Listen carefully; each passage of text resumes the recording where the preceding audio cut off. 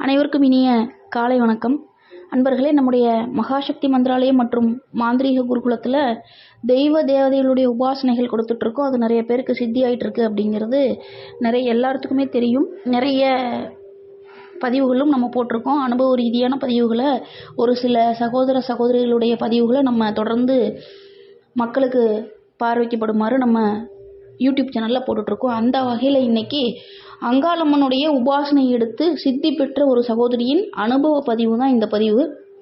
ஒரு தெய்வம் உபாசனை எடுக்கும்போது முறையான குரு வழிகாட்டுதலோடு, அதே சமயத்தில் தன் முயற்சியும் பயிற்சியும் கைவிடாமல் என்ன சங்கடங்கள் வந்தாலும், என்ன விதமான கஷ்டங்களை அனுபவித்தாலும் அந்த கஷ்டங்களை எல்லாம் கடந்து தெய்வம் நமக்காக வரணும், நம் வாழ்க்கையில் தெய்வம் நமக்கு நல்லது நடக்கணும் அப்படிங்கிற ஒரே நோக்கத்தோட முயற்சியும் பயிற்சியும் செய்தால் கண்டிப்பாக வெற்றி நிச்சயம் அப்படிங்கிறதுக்கு எடுத்துக்காட்டுறதுக்காக தான் நான் சில பேருடைய அனுபவ பதிவுகளை யூடியூப் வழியாக கொடுத்துட்ருக்கேன். அந்த வகையில் இன்றைக்கி பார்க்க போகிறதோட பதிவும் அந்த பதிவு தான். ஒரு சகோதரியுடைய ஸ்ரீ அங்காளம்மன் உபாசனை எடுத்து வெற்றி பெற்ற சகோதரியுடைய அனுபவ பதிவு தான் இந்த பதிவு.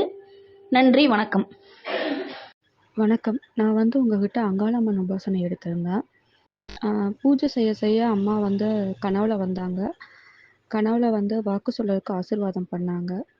அதே போல் தொடர்ந்து நான் பூஜை பண்ண அம்மா என் கூட இருக்கிறத நான் ஃபீல் பண்ண ஆரம்பித்தேன்.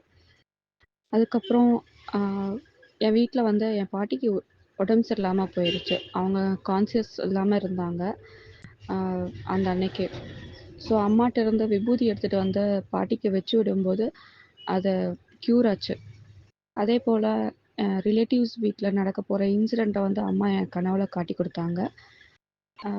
இப்போ என்னோடய தொழிலில் பார்த்திங்கன்னா சம் ப்ராப்ளம்ஸ் இருந்துச்சு. அம்மாட்ட நான் சரி பண்ணி சொல்லி கேட்டிருந்தேன். இப்போ கொஞ்சம் கொஞ்சமாக அது சரியாயிட்டு இருக்கு. இது மாதிரி கொஞ்சம் கொஞ்சம் மாற்றங்கள் என்னோடய லைஃப்பில் நடந்துட்டுருக்கு.